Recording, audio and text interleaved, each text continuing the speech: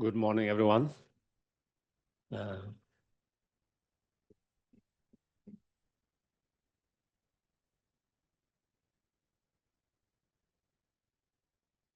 Seems like the plants are happy and we're happy with the rain. Nice rain.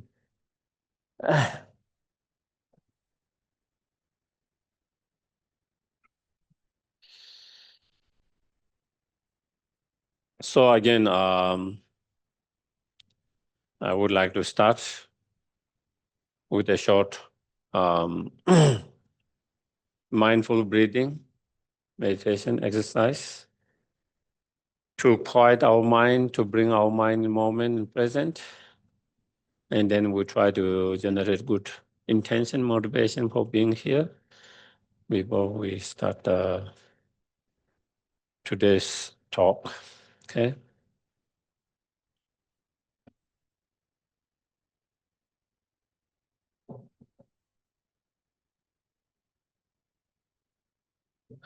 Try to make yourself comfortable and relaxed.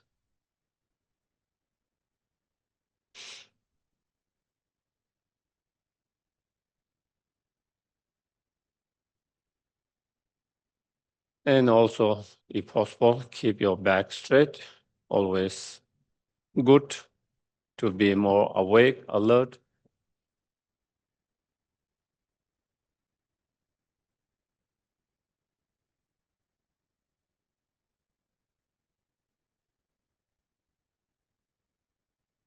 And feel the weight of your body on the cushions of the chair and surroundings.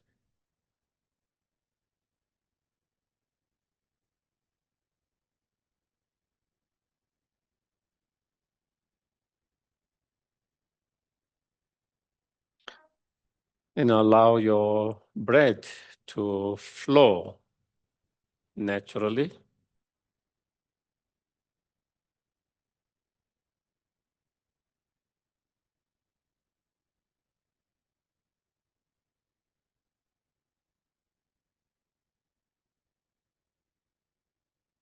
And keep your mind attention to the breath, watching, observing it mindfully.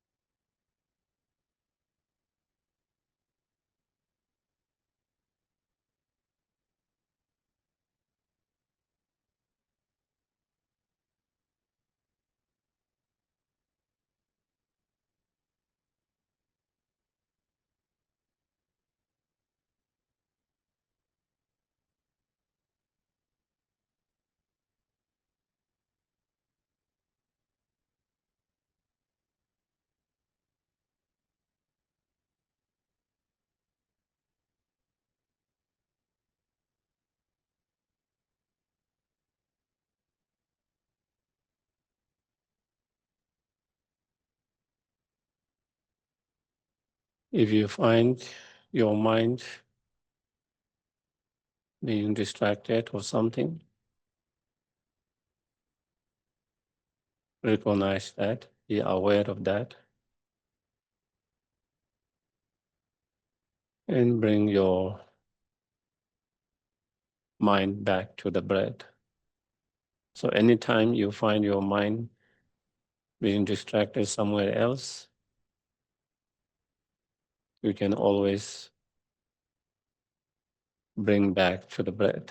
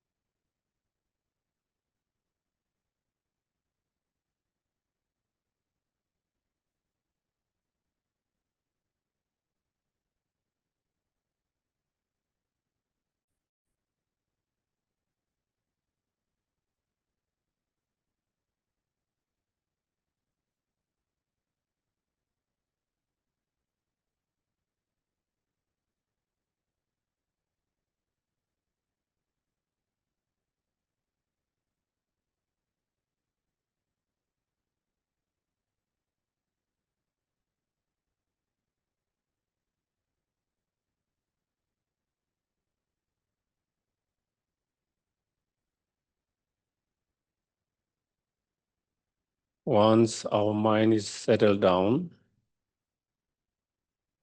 more quiet now, then we can try to reflect and contemplate in all our life. Most time, if not all the time, we try to follow our selfish attitude to fulfill our own happiness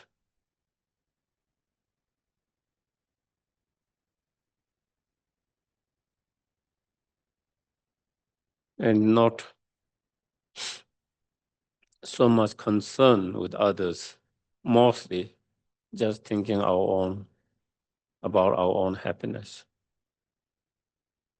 trying to achieve that.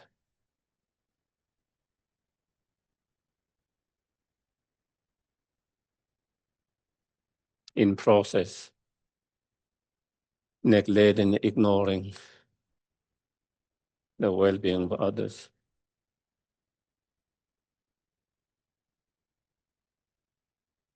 That's what we have been doing most time of our life.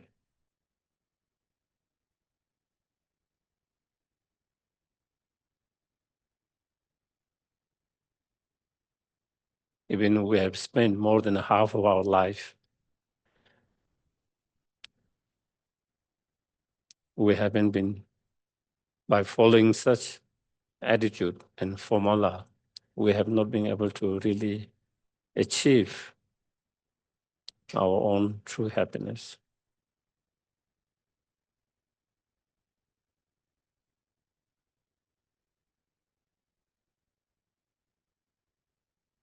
We still struggle to have true inner peace, joy, and happiness.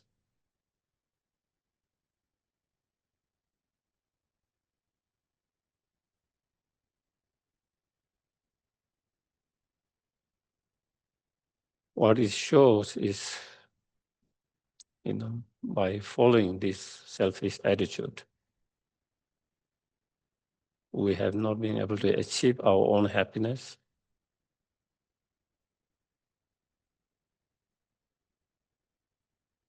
And we have not been able to be as much help, benefit to others as we can be.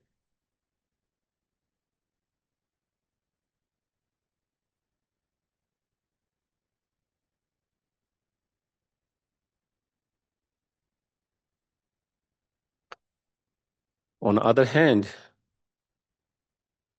those bodhisattvas who give up that selfish attitude and who follow the cherishing thought for others, who have so much concern, care of others' well-being, and try to live their life to fulfill that.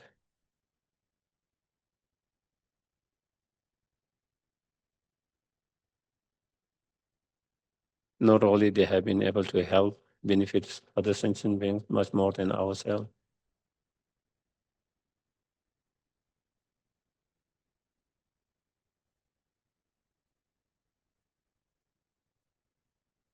Also, by being able to be so much help, benefit to others, service to others, dedication to others,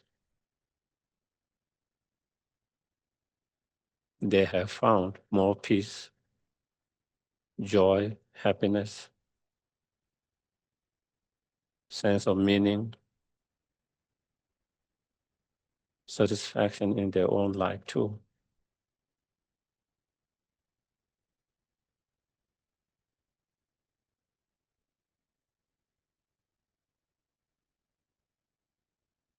Their heart and mind is much more full than our heart and mind.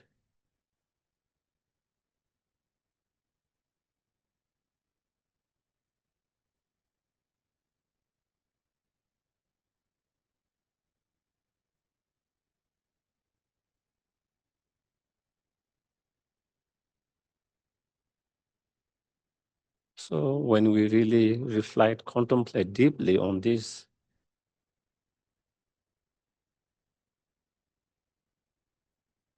it makes much more sense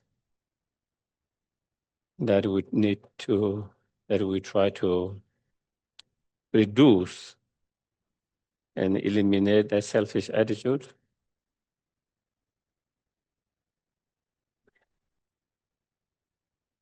and trying to cultivate and improve cherishing thought for others, more concern for others, more loving kindness, compassion to others,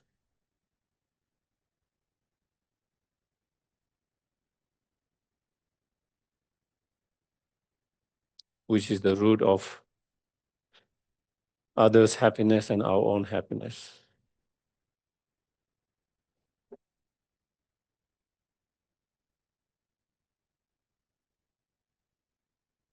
Which lead us to temporary and ultimate happiness.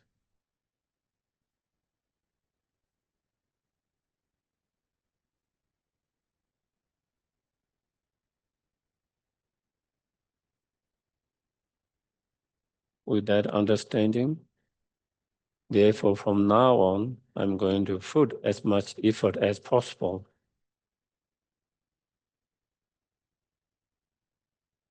to reduce that selfish attitude as much as possible and to improve and increase the cherishing thought for others.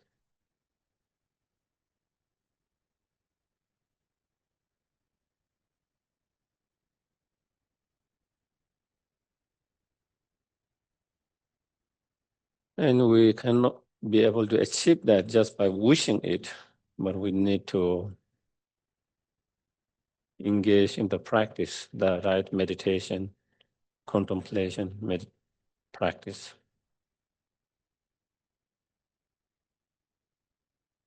Not only we need to do practice, we need to do correctly, continuously.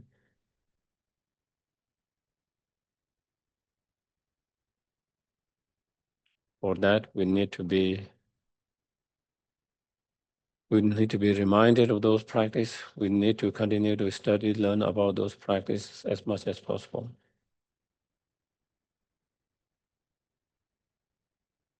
Therefore, I'm going to listen to the talk.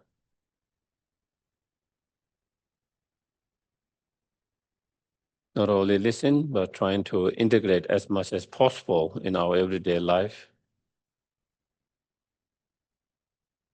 from those that we find helpful.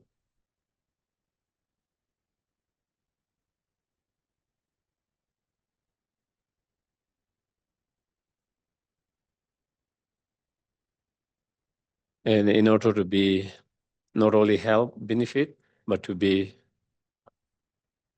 biggest or highest help and benefit, not only to few, but to each and every sentient beings, I must achieve my highest potential, the fully awakened state.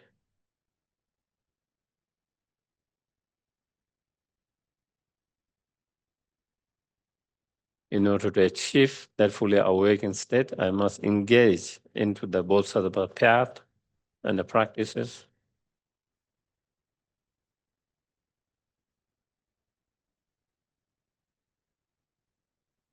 For that, I need to study, learn. Therefore, I'm going to listen.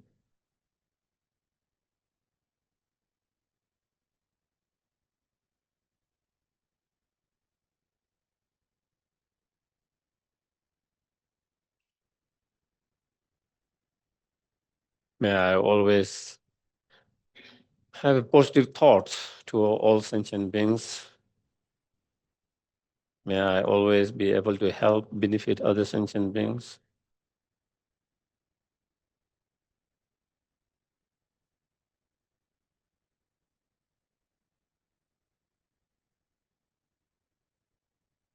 Even when they are not so good, kind.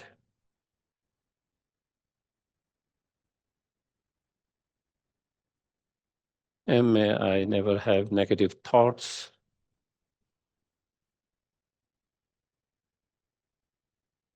and hurt and harm others, directly, indirectly.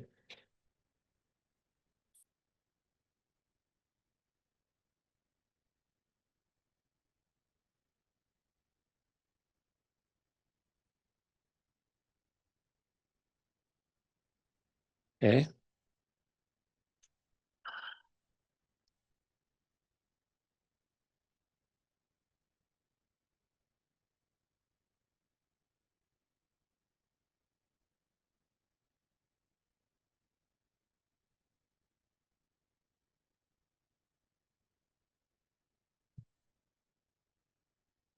I believe T-Joy is our host today. T-Joy, could you please screen share? Thank you so much, T-Joy. Taking refuge and generating bodhicitta, we'll recite once in English and twice in Tibetan. I go for refuge until I'm enlightened to the Buddha, the Dharma, and the Supreme Assembly. By the merits I create through listening to the Dharma, may I become a Buddha in order to benefit all sentient beings. Sangye chodan soki chonama chonshu bardu dagni kapsuchi dagi chonen gepe sonamgi drola penshir sange drupa sho sange chodan soki chonama chonshu bardu dagni kapsuchi Dagi chonen gepe tognangi jola penshir sange drupar sho. Kanje duje nizone, tawa tamje pangbeje, tambe chune tenjebe, kodam de la chatsa lo. So, for those who are joining for the first time, we have been,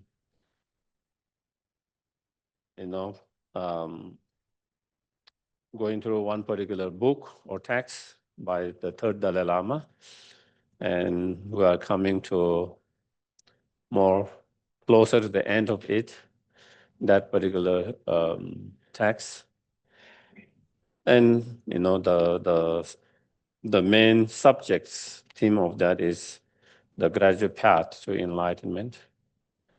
And that had 3 sections, and we're in third sections, which talk about the bodhisattva practice. Known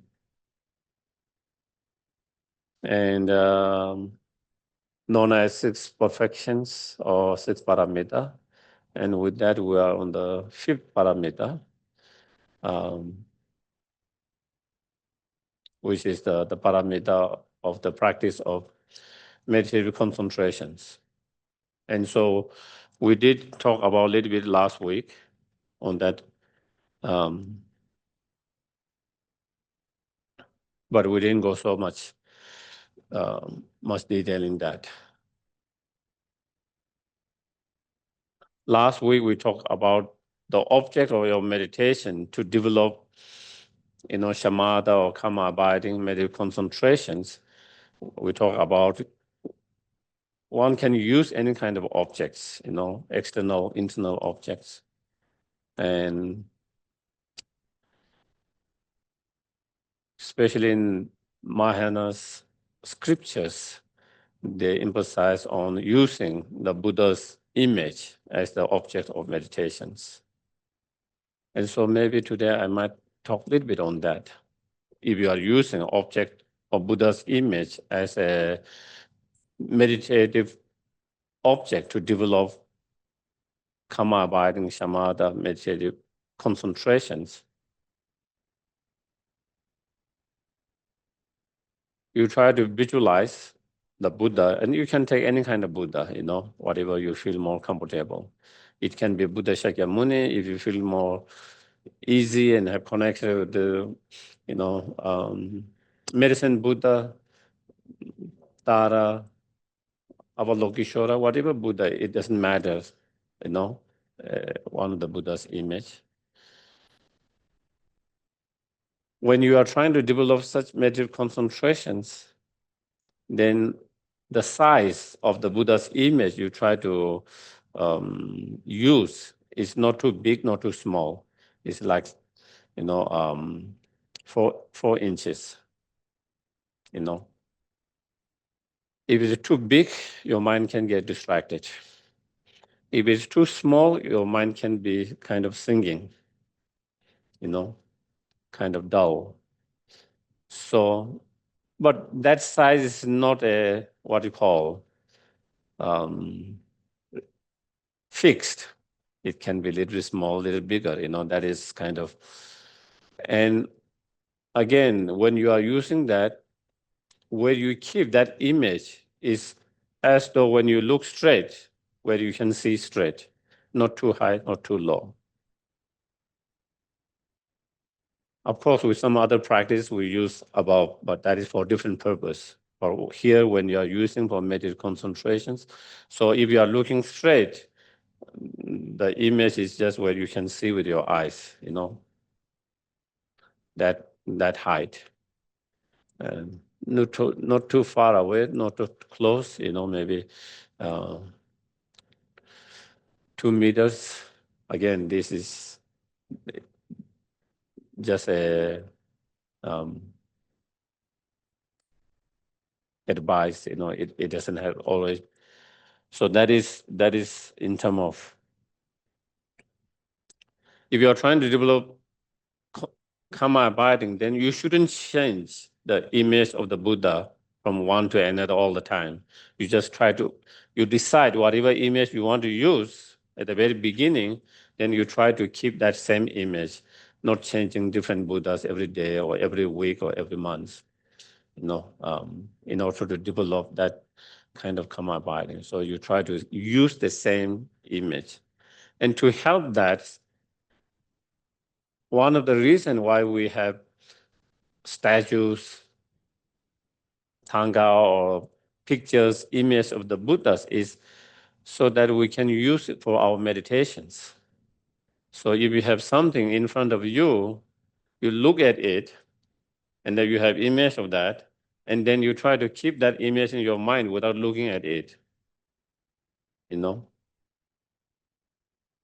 But having that image in front of you help, because sometimes if you're trying to keep in your image without looking at it, sometimes you find hard. Then again, you look at it, and again, without looking at it, you try to have that image in your mind, that is to use that. So, and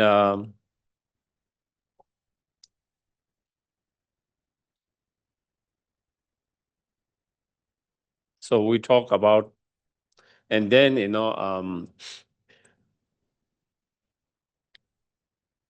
you don't, when you use that image visualizations, at the very beginning, you go through the details, okay? From the top to the bottoms, how the eyes looks, how the head, posture, everything. And you go through the details once, and then without going in detail, you just have the general image. And general image at the very beginning might not be clear, doesn't matter. At the very beginning, clarity is not the big problem. You need to have the stability to be able to hold that image. Not to worry about the clarity. Clarity will come with the time. But when you begin at the very beginning of the session, you go to the details, and then you try to have just general image. They say, like in Buddha Shakyamuni, if you are thinking Buddha Shakyamuni, you might have just something yellowish, that shape. That's all you can see, You can't see eyes, nose, everything details, but as long as you have that yellowish general image of that, then that is good enough to be object of your meditation to begin with. And when you use, then you try to visualize it's not like a flight, like a tanga but three-dimensional, but not just like a statue, but alive, as a being, real beings. And then also, you try to visualize it as more light, like it's like a rainbow light body, not like a concrete, and that light, having that visualizing light, help us, our mind, to be more alert, more awake, so that is one thing, to have.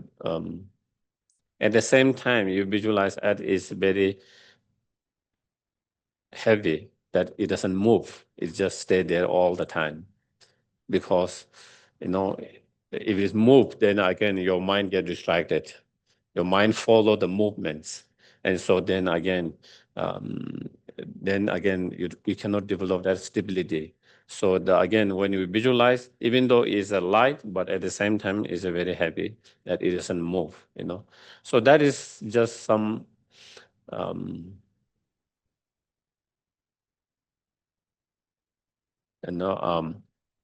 instructions, some instruction you find how to use that as an object of your meditations,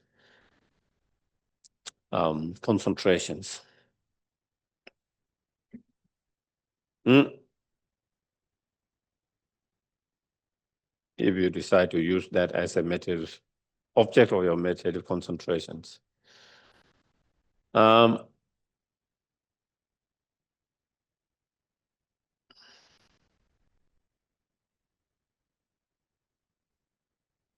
There are two main obstacles to develop shamatha, karma abiding, meditative concentrations, and what we call, Qingwa and Goba. Qingwa is kind of translated laxity, dullness, where your mind there's no clarity, or even when there's some clarity, there's no intensity. So that is one obstacles. The other obstacles, Gerba, is translated as excitement, distractions, and that is when your mind is excited, when your mind distracted, again, your mind cannot stay stable, focus, steady. And when your mind cannot stay steady, that is another obstacle to develop karma abiding shamatha. So those two are the main internal obstacles, okay? Thank you.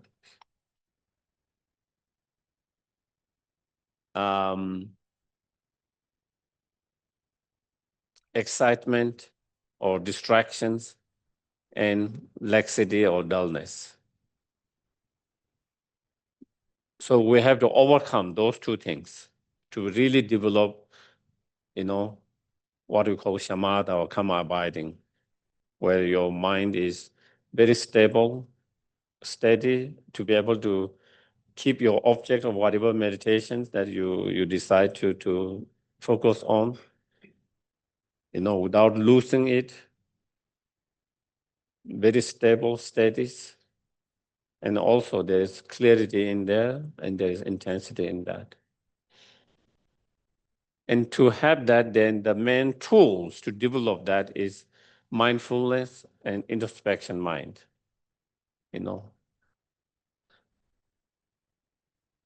Tempa and Sherab. And Sheshin, not Sherab, Sheshin.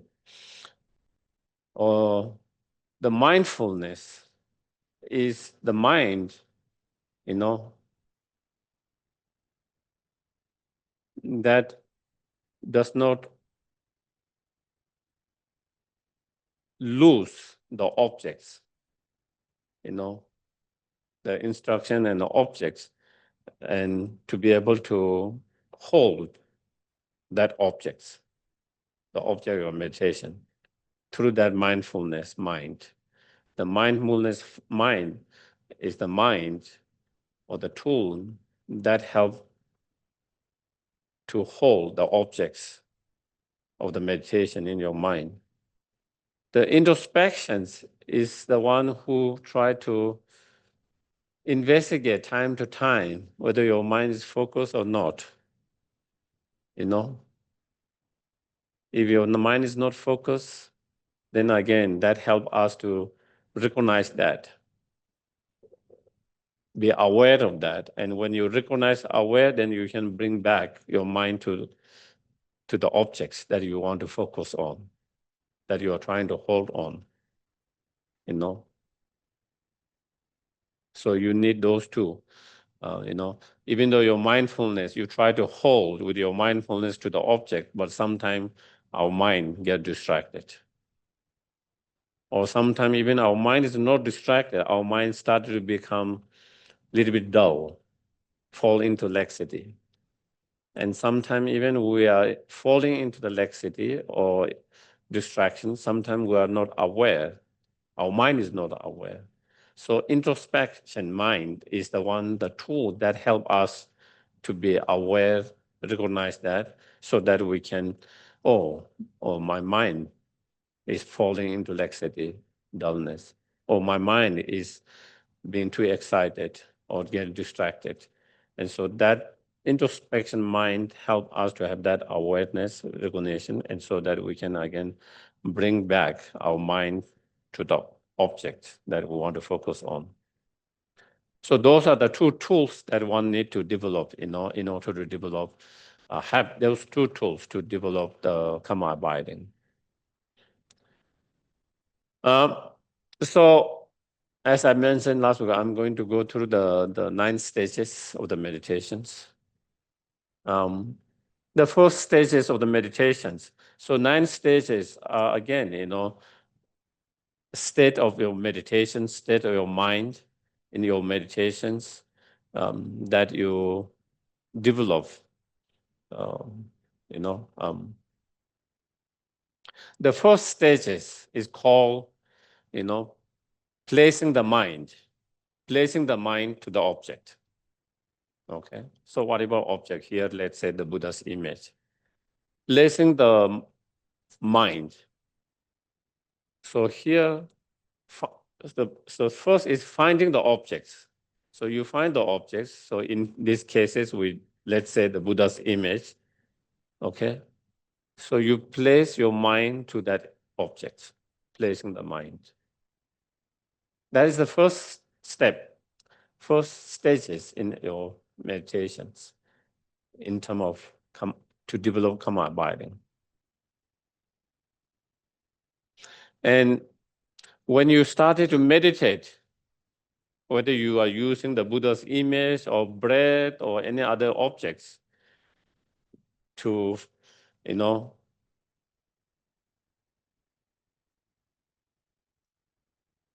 to be in moment present with that objects, the object that you choose for your meditations.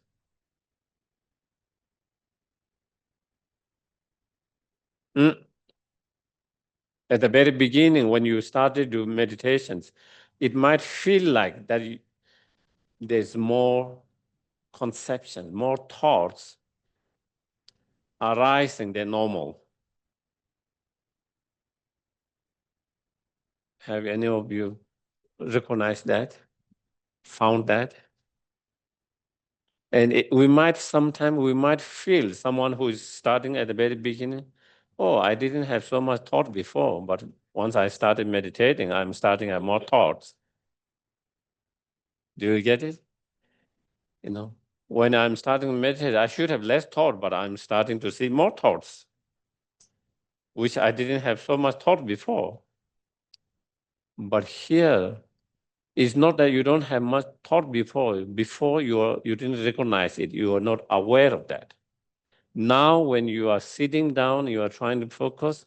Now you are being more aware, recognizing those thoughts and being aware of that. In our everyday life, every moment, there are so many thoughts happening, feeling, thought. We are not aware of that. We are not aware of our surroundings a lot of times. Not only we are not aware of our surrounding, we are not aware of what is happening in our body. We are not aware of what is happening with our minds, our thoughts, our feelings. So when you try to meditate, it is not that there is being more thought, but it is a sign that you are being more aware, recognizing and more being aware of those thoughts. So it is not a bad sign, it's a good sign. So that is what can happen in the first stages of the meditation, the placing the mind. At that time, the practitioner, the meditator, is like hide and seek, It's like playing hide and seek, You find the objects and you place the mind on the object and you lose it. And again, you find the object, you try to keep on that, again, you use it. It's hide and seek, kind of losing the objects, finding the objects, and holding on the objects, and losing it. And so that is very natural for anyone who is trying to meditate at the very beginning, So when that happens, we shouldn't think, oh, I'm a very bad meditator. It's hopeless for me, That happens to everyone at the very beginning stages, Finding the object, losing it, losing it, being able to hold, place on it, and then again losing. That is the second stages of meditations. It continues, continuous placement. So now after finding, losing, and then now as your meditation improve, as you started to make little improvement, you are able to hold on objects continuously without losing it for more longer period than the first period. There seems to be a different,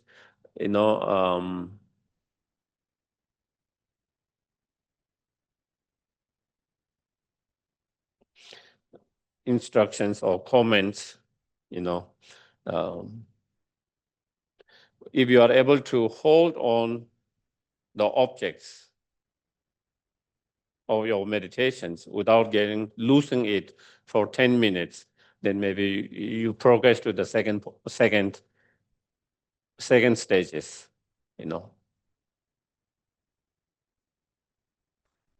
If you are able to keep your mind without getting distracted, and thereby losing your objects, let's say for 10 minutes, because in some commentary they says, with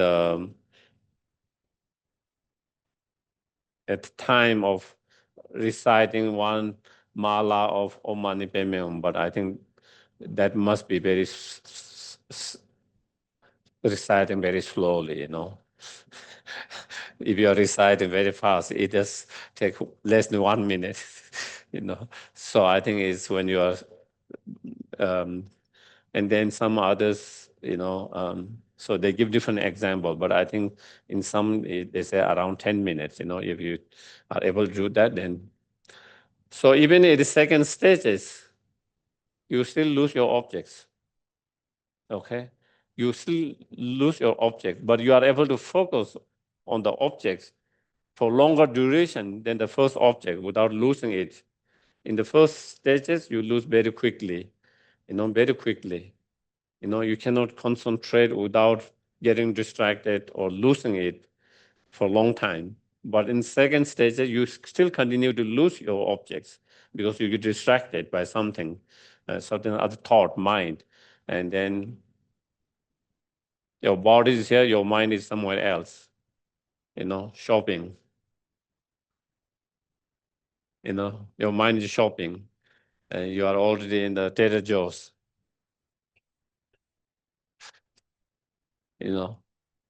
But in the second stages, so you still lose it, but you are able to hold on the object for longer duration, continuously without getting distracted for longer durations. The third stages is replacement or resetting the mind. In third stages of the meditations, you still lose objects, but you are able to recognize it and be aware very quickly, and so that you can bring your mind back to the objects. Resetting or replacing means resetting your mind from being distracted and resetting or replacing to the object of the meditations. In third stages, even though you lose your mind, get distracted and lose objects, but you recognize very quickly.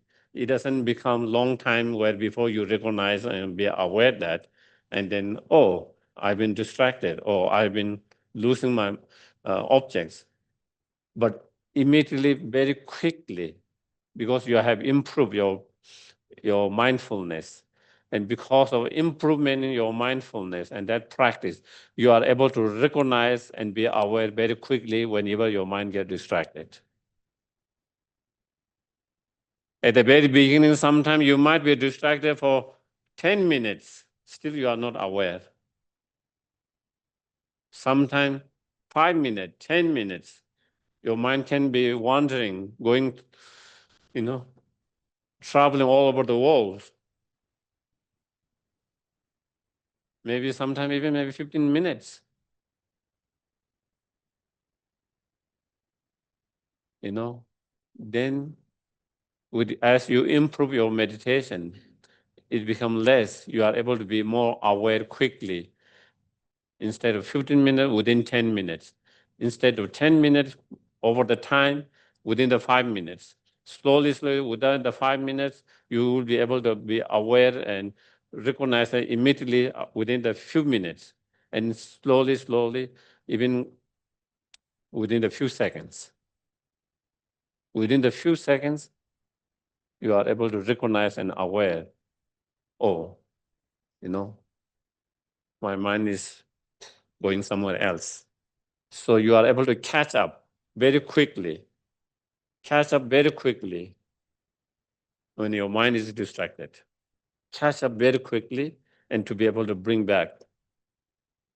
So that is, and bring back and reset or replace to the objects. Replacing that is the third one. Okay.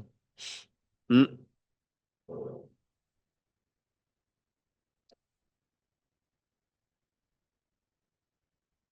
The fourth stages.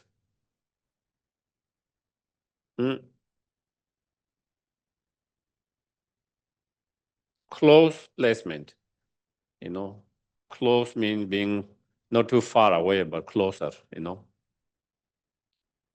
Close placement is known as translated as nyawar joba.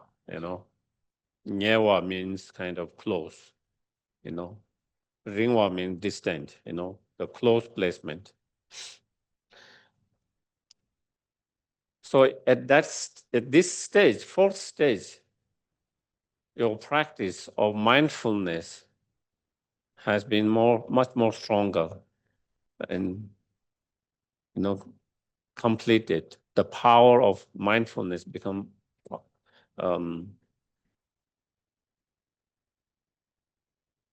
powerful and completed. And so from the fourth stages, you never lose your objects. When you reach fourth stages, then you never lose your object from that one note. The object of your meditation. So there's no possible to get from that one, you don't get distracted where you lose your objects even for a second.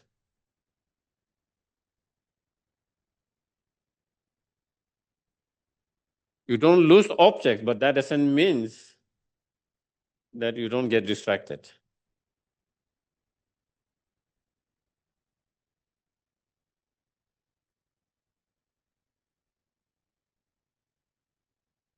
You can get still distracted, but without losing the objects. And then there are distractions where you lose the objects. Can you see the difference? Okay. Let's say I'm looking at Venerable Tundu. Okay. So I'm not losing my objects. He's in my eyes. I'm talking this with the eyes, same with the mind. Then when I'm distracted, I see someone coming and going there. So I'm distracted while I'm not losing his what do you call, image or him in my sight. I'm not losing his sight. At the same time, my mind is not fully there. My mind is also being distracted with other things around there. Whereas before, I lose his sight. Oh, I was looking at Steve, and then I lose sight of him. So in that cases, you get distracted and you lose the objects. That is gross level of distractions when you lose the objects. Subtle level of the distractions, you don't lose the objects, but your mind is still distracted. Your mind is kind of not fully there. One side of your mind is there, one side of your mind is in something else, not fully there. It's like two-minded. One mind is there and one mind is somewhere. And so that is what we call subtle distractions. where your mind is not 100% fully there with the objects. Only one side, half is there. So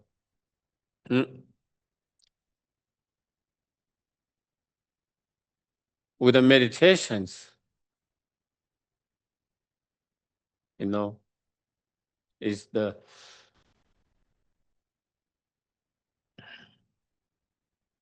through strong mindfulness that one have developed, then that mindful mind, then there is danger of, laxity. And that is the problem. As one of the Indian masters says,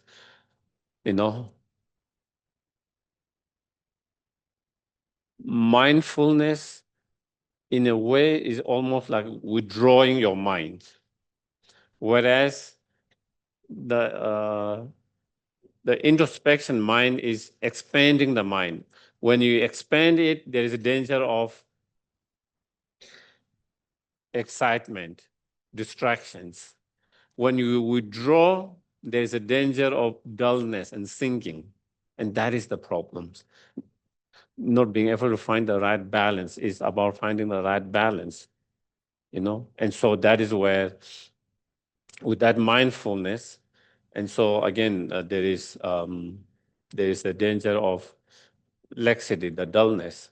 And so now you have to be more alert mentally. You have to be more alert, because if you are not alert, then there is a danger of falling into sinking and dullness, laxity.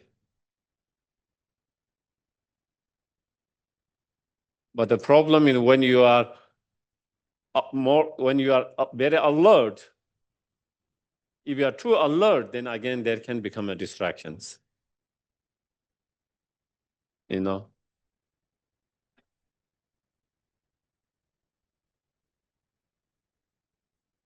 Uh, Buddha give an image of musicians, where good musicians, whether sitar or guitar, if it's too tight, it doesn't make too good sound. If it's too loose, it doesn't make good sound. To have the perfect sound, you need to have the right amount of how tight, how loose it is. That makes the difference. The sound, the beautiful sound from that is the ability to make the right, not too tight, not too loose. If it's too tight, in same way, same in the meditations,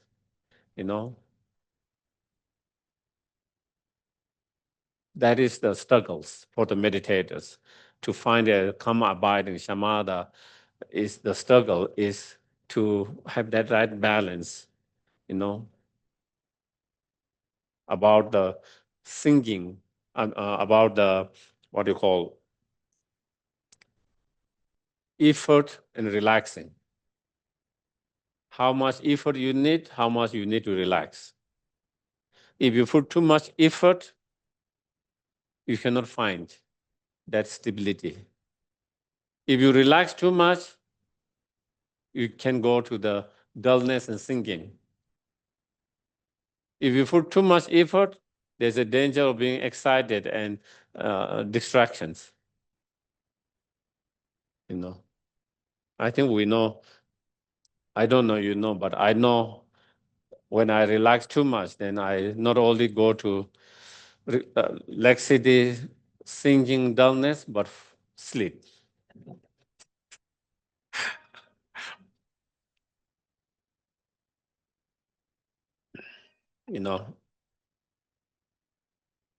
Sometimes some people relax so much.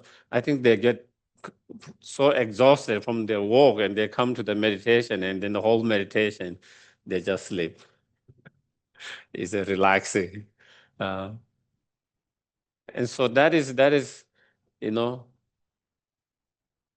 so that is finding when you put too much effort, then there's too tightness. you know, in your mind.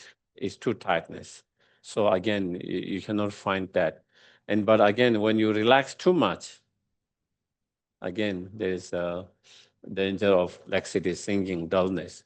And so that is for a practitioner meditator to find that samatha is finding that balance is the key. And that has always been the most challenging part. How much to relax, how much to put effort, when to put effort, when to relax, when to put effort, when to relax, how to relax, how much to relax. All of that is the key. Um,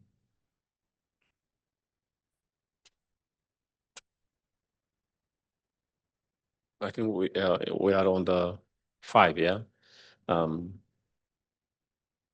Control mind, So is that stage is known as the control mind. So since there is a danger of a laxity, then you have to be more careful, more watchful, more mindful, so that you don't fall into that. Um, Even though you don't have a gross distraction anymore, where you don't lose the object anymore from the stage number 4, even though you don't lose that, but there is the danger. You still have the danger of the subtle distractions as well as, growth level laxity, So one have to be more alert, and that is where you try to apply more introspections. Now you have to be more watchful, more careful, so that you don't fall into the laxity, the sinking dullness, because that is another obstacles, So what is the right word?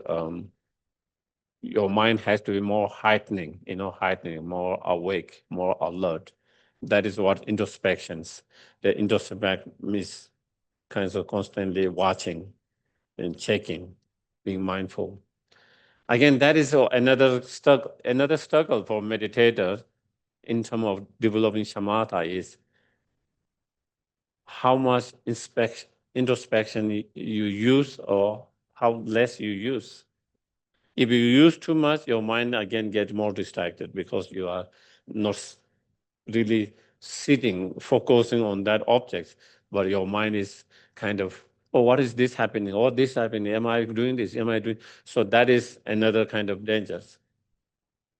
So again, you do introspection where it doesn't disturb your mind, that is able to stay, stable. You don't want to lose that stability.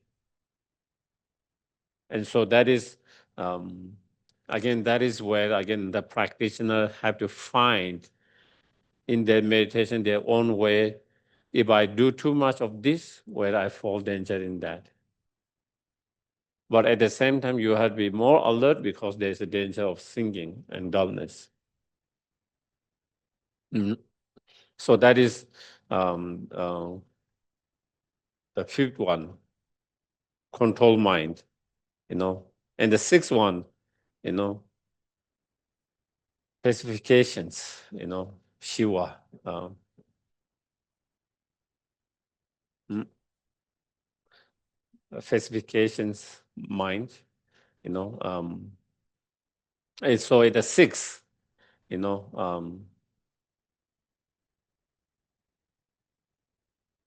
so as you put more effort with your introspection mind, with your introspection mind, so even though you are able to kind of deal with a gross level of the laxity, sinking, the dullness, but still, you still have to be more mindful, careful, watchful with the subtle laxity, singings, um, as as well as the subtle distractions, excitements. So that is on the 6th.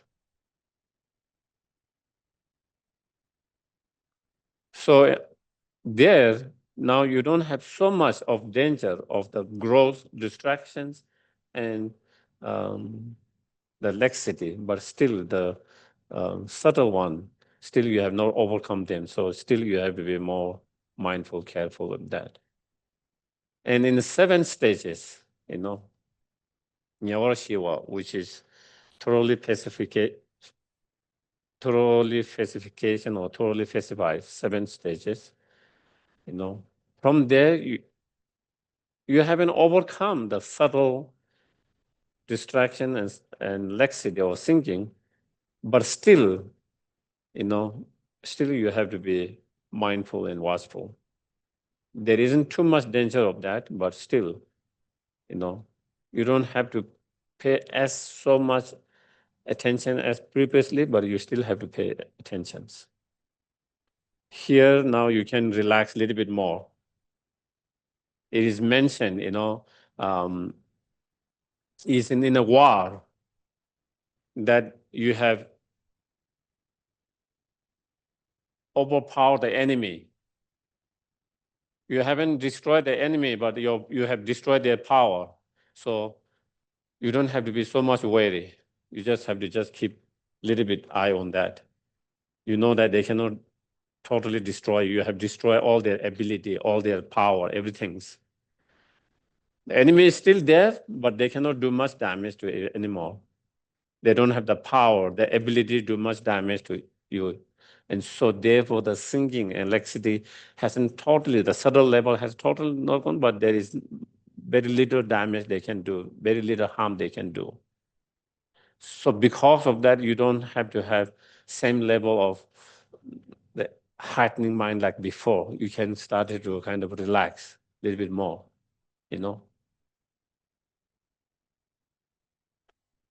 And then the stage 8 is single pointed mind. From that, then there is no more dangers of the even the subtle thinking and the distractions.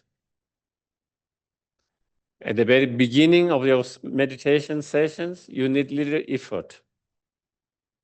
At the very beginning, you need to have small little effort, and then you can meditate single pointedly without distraction and thinking for long time, to be able to concentrate without any thinking, danger, or no more,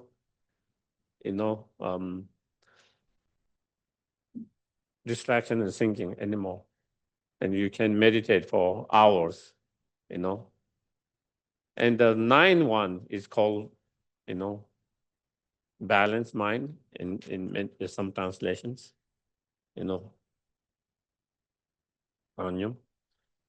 And there, in that, when you reach the 9 stages, you don't need even without any effort from the very beginning, you can go in that deep meditations, single pointedly, for hours. People sometimes meditators for days. They can, in one stage, they can go in meditation without having to go for days. They can be in, not just hours in that. So that 9 one is still what we call desire mind, still not shamatha, still not karma abiding. But of course, in terms of concentrations, you have developed incredible high level of concentrations. You can meditate for hours and even days, without any effort, effortlessly. So the meditator hasn't achieved the karma abiding samatha still. So again, the meditator, the practitioner continue to meditate in that meditations, with that single pointed concentrations. And then, over the time, then they develop what they call mental cleansing, Mental cleanses is that your mind able to direct on whatever object you want to. Before we have inability to direct our mind wherever we want to, that has been overcome. That has been overcome. Now you have this ability to direct your mind for whatever object, external, internal object, wherever you want to direct, becoming very flexible. Your mind becoming very flexible, cleansing. With that, then it develop also physical cleansing. Also before, our body also is much more heavy, feel much more heavy, inflexible, much more. And then your body start to feel more lighter. Your body start to feel more lighter, more flexibility because of the mental cleansing that is induced by that material concentrations. And then it is said when you have that, physically body replenishes, then induce a wind energy that permeates in your whole body. And with that wind energy that permitted in whole your body become very light and flexible, and it induce,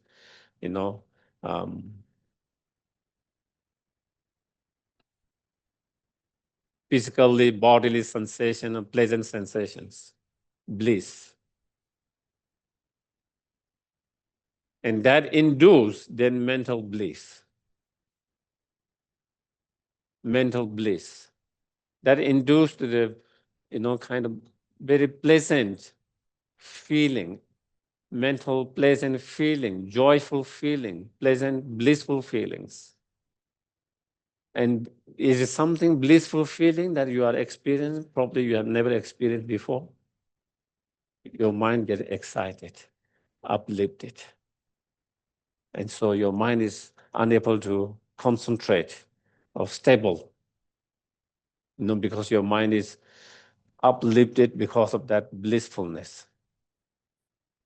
That's something that you have not felt before, great bliss. And then, that you started to feel, that bliss that you're uplifting, a little bit kind of, subside. And then your mind is able to concentrate now, stable, concentrate.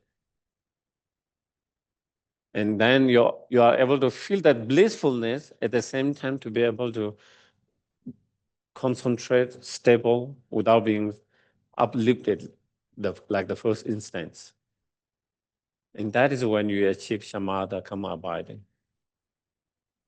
And it is mentioned that, the bliss have not reduced compared to the previous moment. First moment is something you are not familiar with, experience that you have never experienced. Because of that, your mind is a little bit uplifted and be excited a little bit. And so that is why you couldn't keep your mind stable. But now after that moment, then you are able to keep it stable, stabilities. And the bliss is still there, and that is when you achieve the so-called karma abiding or material concentrations. I'm going to read from the text itself.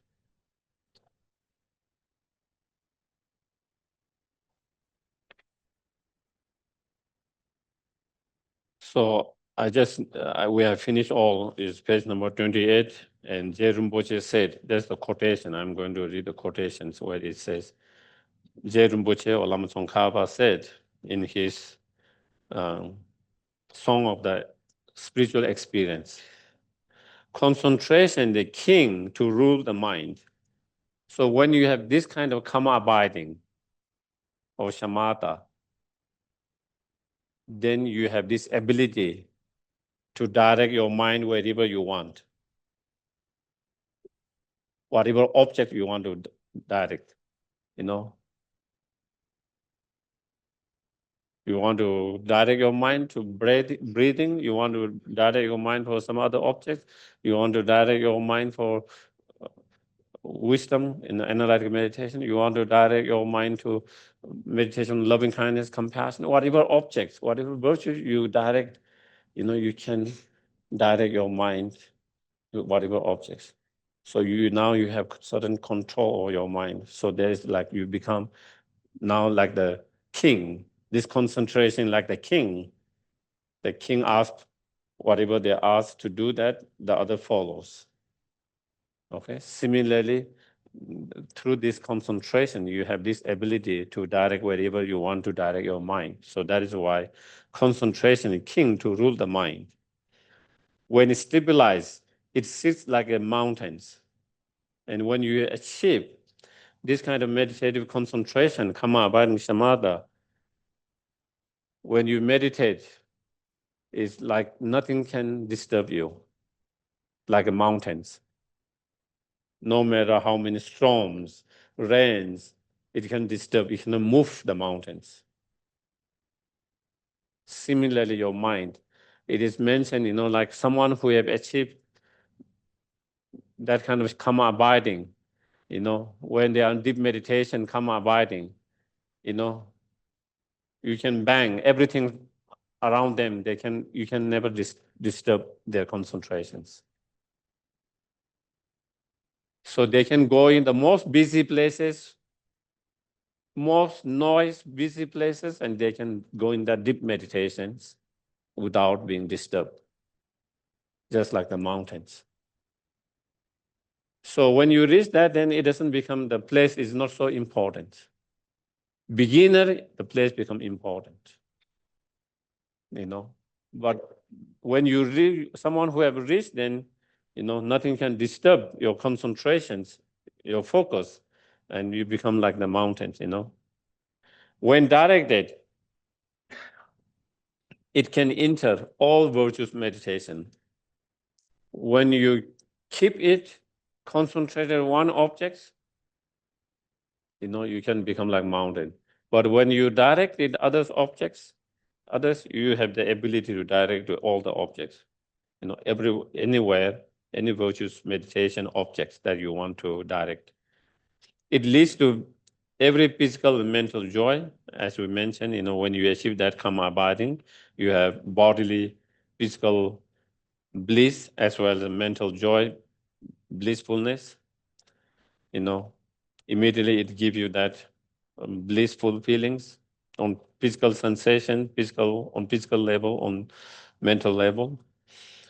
Knowing this, great yogis, means the practitioner, always rely upon it, the concentrations, the destroy of the enemy, distractions. And so, okay, so we'll stop here. Since we have so I won't take cautions today. No caution, dedications, because we have I will take caution next week for if you have any cautions. Since today we have the monks coming and they need whatever prepared they need to do. Dedications. T-Joy, are you? Thank you, T-Joy. From Master Shantideva, may all beings everywhere plagued by sufferings of body and mind obtain an ocean of happiness and joy by virtue of my merits. May no living creature suffer, commit evil, or ever fall ill. May no one be afraid or belittled with a mind weighed down by depression. May the blind see forms and the deaf hear sounds. May those whose bodies are worn with toil be restored on finding repose. May the naked find clothing, the hungry find food. May the thirsty find water and delicious drinks. May the poor find wealth, those weak with sorrow find joy. May the forlorn find hope, constant happiness, and prosperity. May there be timely rains and bountiful harvests. May all medicines be effective and wholesome prayers bear fruit. May all who are sick and ill quickly be freed from their ailments. Whatever diseases there are in the world, may they never occur again. May the frightened cease to be afraid and those bound be freed. May the powerless find power and may people think of benefiting each other. For as long as space remains, for as long as sentient beings remain, until then, may I too remain to dispel the miseries of the world. And then the long life prayer for His Holiness. Gangri rawe korwe jin kam dir, pendan dewa malu jungwe ne, chen rei zingwa tenzin gyatso yi, Jape site bardu tengyur ji. Thank you, everyone. Thank you. Thank you, Geshe.